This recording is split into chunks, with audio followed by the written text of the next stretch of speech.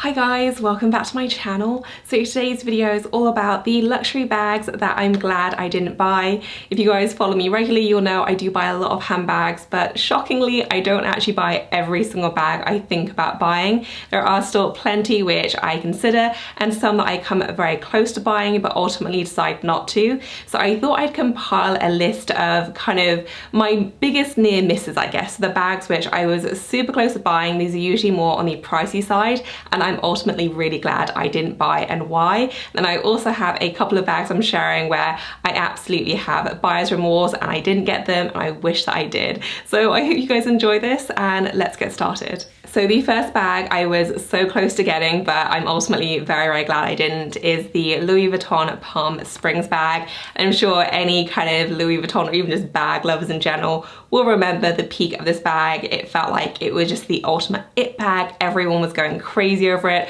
I saw it everywhere, and it's one of those bags where when it launched I wasn't that keen, and then I feel like the constant exposure just kind of wore me down until I was like, I think I need this bag.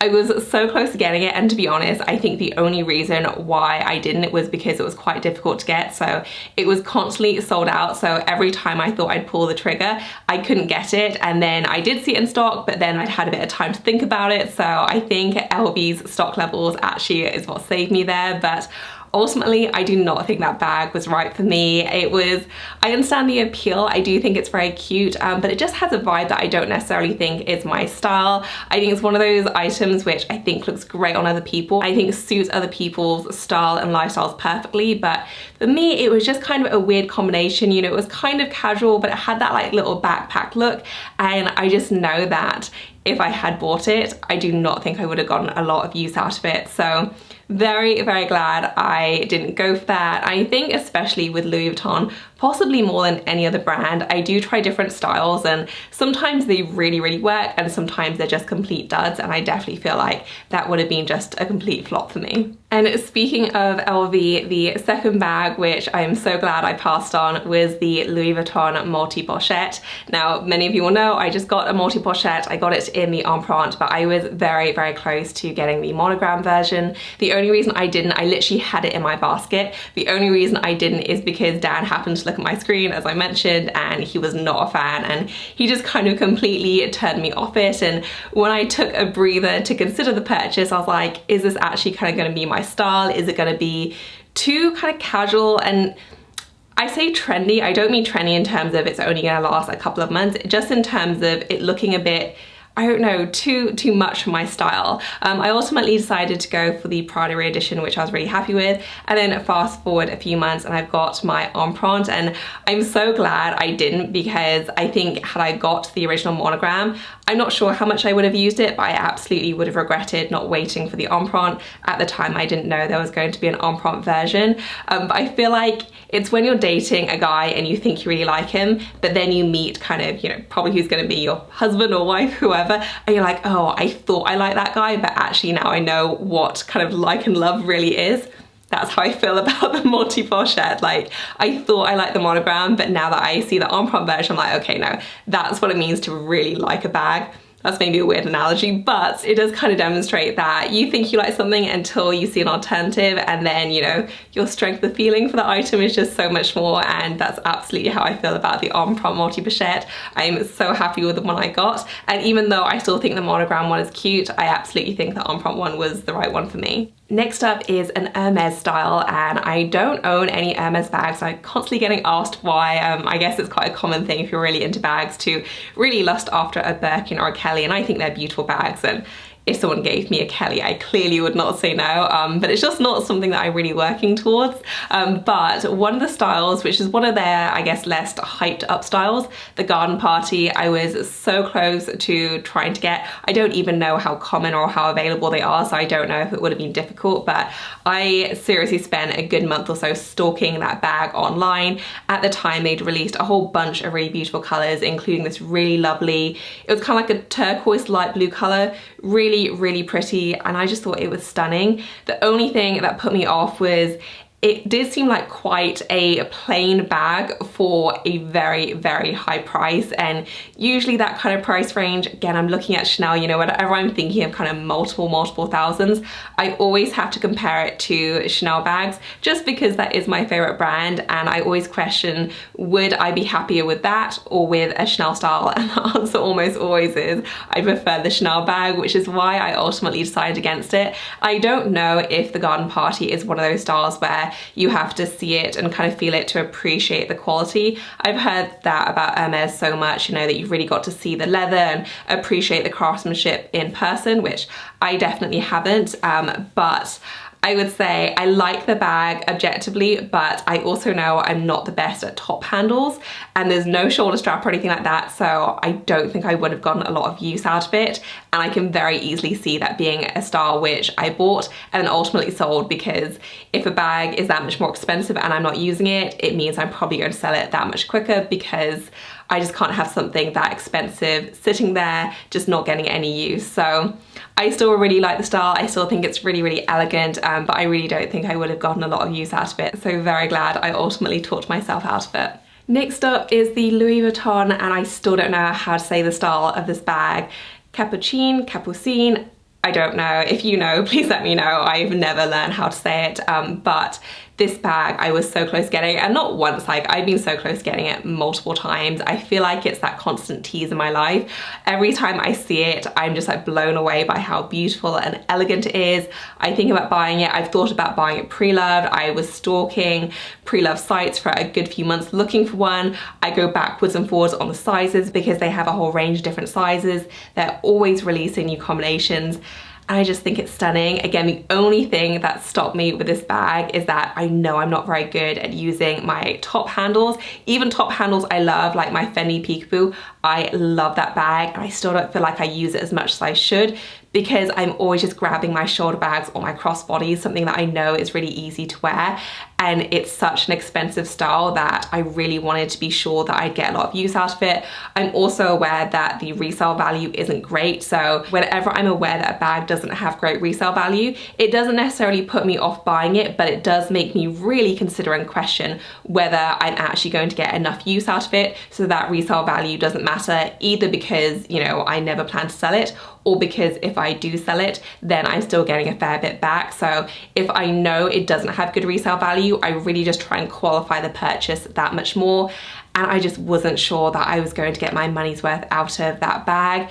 That said, this is the one style out of everything on this list where I feel like never say never. It does seem to be a permanent bag in Louis Vuitton's line. I still, every time I go into Louis Vuitton, I'm always hovering around that area looking at the different styles, so I may still get, but it would probably have to require a slight change in circumstances or lifestyle. I'm not sure what that would be, but it definitely couldn't be the current situation, which is just at home all the time.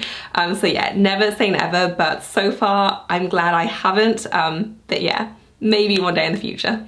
Next up is the Balenciaga Town Bag, and the only reason, if I'm honest, that I didn't buy this was because of availability. I wanted to buy this pre-loved and I couldn't find one that was within my budget, that was good enough condition, so I ultimately never did, but I was obsessed with trying to find this bag for the longest time, and it is entirely because of Lauren Conrad.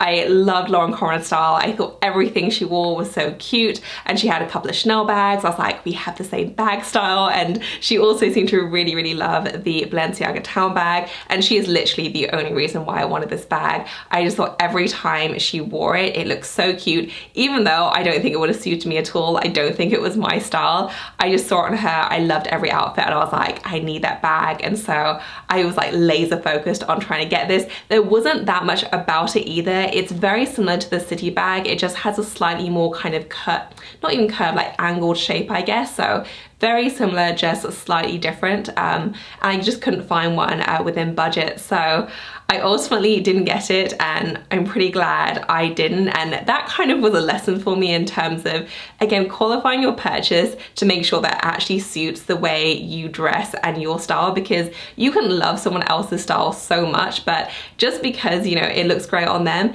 unless your style is literally identical, it may not necessarily work for you, and it might, but it's just not a guarantee. So definitely one, if you're being influenced about a bag, I do try and qualify them a bit more now, and I'm very, very glad I never found one that was within my price range. Next up are two slightly more recent ones, and these are two bags that I did actually buy last year, and I ended up returning them because this was during lockdown. So I got them from Louis Vuitton, I ordered them from the online store, and around that time I'd gotten it in my head that I really wanted one new bag style from Louis Vuitton in the Damier Azur combination, because I'd been having my Nev full, loved it to bits, literally used it all the time, and I was like, I'd really love to have an alternative style in this same pattern and colorway because I love it. And I was stalking the LV website, couldn't really see anything that I liked that was in that combination, and then they seemed to release a few different options in Damier Azur. So I ordered two of them.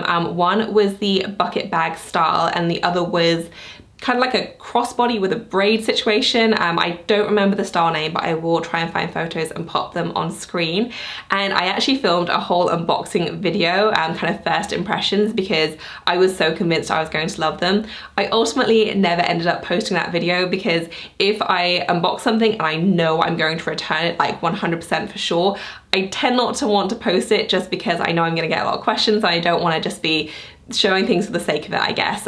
So when I unboxed them, I kind of liked them, but the proportions were really, really weird. Like, they were very large. The bucket bag style was cute, but it was kind of huge and looked very, very bulky on me. Similarly, the crossbody, it just felt a bit like a school bag. It was very bulky and just not very wearable, at least not on me. Like, I didn't think they looked good on me at all. So ultimately, I just ended up returning them both and didn't end up posting that video. So I'm not sure whether those two styles are quite in the same vein as all the other ones on this list, but I knew I definitely wanted something Damier Azur. I just kind of fixated on these two styles. And I guess that's just kind of another lesson that just because you love one aspect of a bag, you know, the color combination or the pattern, doesn't mean that every variation is going to work. And also to try not to make things work which aren't completely perfect. You know, these are such expensive purchases that I always want to be 100% in love with an item in order to, you know, actually buy it and have it in my collection. And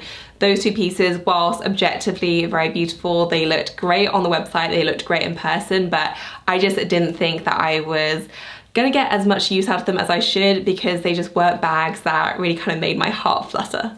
Next up is a Chanel bag, and this is the only Chanel bag on this particular list, and it is a red Chanel boy. And I honestly don't know what possessed me to even consider this, knowing what I know now, which is I don't get on particularly well with bright red bags, and I didn't get along at all with the boy style. But I could only assume this was before I'd actually sold my black boy bag, when I finally admitted defeat with the style. But I went into the Chanel store, it was literally just a browse. I didn't have anything particular in mind. They just had a whole ton of new arrivals, and it's always so dangerous because it's always so exciting when there are a lot of new releases in store. And they just had so many beautiful red styles, from the classic flaps to the Chanel boys. And I saw this one particular boy bag, which I think it was the smaller style. It had quite a chunky gold chain, beautiful deep red color. And I just thought it was so cute. I tried it on, I took a ton of pictures, and I wasn't ever gonna buy it in store that day. You know, I don't kind of impulse buy Chanel like that, but I went home and I spent the whole weekend kind of researching it, thinking about it, and I ultimately was able to talk myself out of it. And I think it was only because I knew that I hadn't gone a ton of wear out of my black one. I think in the back of my mind, I thought maybe I just hadn't found the right combination and size yet, but I thought I would give my black one a bit more of a try before going for another style. And I'm so glad I did, because I don't think I would have gotten along any better with the red one. You know, yes, it was a smaller style, and I do think that is the key to incorporating more color. If, like me, you're not very good at incorporating colored bags, it is to go for a more mini style. But I still think that the boy style, you know, it is beautiful, but it's just a bit too edgy for how I dress on a daily basis, and I will always just prefer a classic flap. So those are massive, massive purchases, and I'm kind of grateful they are that expensive, because it absolutely meant that I really, really had to think about it. And I ultimately made the right decision. But yeah, that one I feel like was quite a near miss. Next up is the Dior book tote, and this is one which I don't even want to say it wore me down. When I first saw it, I wasn't really sure about it in general, just because it was so different from everything else out there. And then I kind of grew to like it quite quickly. But even though I have considered getting this and I've looked at it a few times and never so serious that I've kind of gone into the boutique and tried it on, but I've definitely stalked it a good few times on the Dior website and just generally looked at photos on Instagram and just the general internet. But even though I think it looks great, I know for a fact I won't use this because, as I mentioned, I don't really like top handles. I'm slightly better with smaller top handles, but certainly when it comes to really large unstructured bags, and part of the problem I think is completely down to me, but the larger the bag generally, the more I fill it with, so I can absolutely pare down my items. I'm pretty good at getting my items down to a bare minimum, but if you give me the space, I'll fill it. Like, I will just fill it with junk. I don't know why I do it, but it's always the case. So generally speaking, the larger the bag I have, the heavier it becomes because I just keep going with the items. And that's such a large bag, and you know, you can't put it on your shoulder. You know, generally I feel the weight a lot more if I have to hand carry it versus putting it on my shoulder. Just years of training during school and uni of kind of having a shoulder bag and just having that weight on. So I really don't mind weight on my shoulder at all, but it's a very, very different case for me for top handles. And I just know what I'm like. So if I magically have a personality transplant, I may consider this bag in future because I do think it's super cute and really fun. But I know that I will get it, I will fill it with items, I'll find it really heavy and uncomfortable, and I won't want to use it. So that is kind of my whole reason for not going for those kind of styles. I do love it though. I love the Saint Laurent ones as well. I think they are so fun and cool looking, but sadly, just not one for me and how I carry my bags. And now for two styles which I didn't buy, but I really, really wish I had. So the first one is a Chanel style, and this isn't one particular bag, but it's kind of the category, which is their tweed flaps. I love their tweed flaps. I think they are so gorgeous, and I remember when we went to Paris when I was much, much younger, and that was way before we could afford anything from Chanel. I feel like I've told the story before. We basically went and we took pictures outside the store because we were too scared to go in, and one of the releases that season that they had in their windows were the tweed flaps in every single pastel color. You know, they had yellows and blues and pinks. They were just stunning, and even apart from that, I just always love the design. I think it's so quintessentially Chanel. I absolutely adore the look, but they're also crazy expensive, and you know, they're crazy expensive, I feel like, even for Chanel, because you're not getting a ton of leather there, and for that reason I've always just kind of avoided it. Had I have known what Chanel had in store in terms of price increases, I would have gotten it years ago, but now it's kind of reached the point where I can't bring myself to spend that much money on a tweed bag. I would love one, but the price increase is just too much. And like, I know I just got a leather one, but I do feel like leather is a slightly different proposition. Even in terms of how the bag will wear, I'm much more confident in leather than I am in tweed. I haven't really gotten any experience in terms of a fabric bag like that. I've heard things about them possibly snagging and pulling, and the whole thing just makes me really nervous, which means I just can't bring myself to drop that level of money at this time and place in my life on a tweed style, which is kind of untested for me. So I would love one. I wish I'd gotten one years ago. I think they are so beautiful, but I think this is definitely one that I'm gonna have to admire from afar because they're just too crazy priced now. And you know, all the Chanel is expensive, but I feel like they could price things a lot more reasonably, especially when, you know, the cost of the material is that much lower, and the tweed ones are just a bit too pricey. And then finally, the very last bag, which I have major regret over, is the Louis Vuitton Watercolor Speedy. And this is the only Speedy style that I have truly lusted over, but I just think it's beautiful. And to be honest, maybe this is a bit of an unfair addition because when it was released, I couldn't afford anything from Louis Vuitton, so it wasn't even an option for me to buy it. I have revisited the bag several times in recent years, kind of looked at resale, but resale is always ridiculously expensive. Just huge markups. And I understand why, because you know, it's a very, very popular collection, still very in demand, you know, many years later, so I do get it. But yeah, I can't bring myself to pay that much over retail. But it will always stick out in my mind as just one of the most beautiful collaborations ever. Again, I'm not too much of a Speedy girl, but I 100% make an exception for this style. I think it's beautiful and just so lovely and elegantly done, and I just love it. So I pray to the bag gods that they will release a new version of that, because oh my goodness, I think it would sell so incredibly well, and I would definitely be first in line to get one. But yeah, absolutely love that collection and wish I was able to buy it all those years ago. So that is it for this video, guys. I hope that you enjoyed it. It's just a bit of fun and a trip down memory lane for me. Let me know in the comments section if you have any bags which you were very close to buying and you didn't and you're so glad, or otherwise other bags which you wish you'd bought. Let me know in the comment section. I'd love to read about it. As always, thank you so much for watching. I will see you in my next one. Bye guys.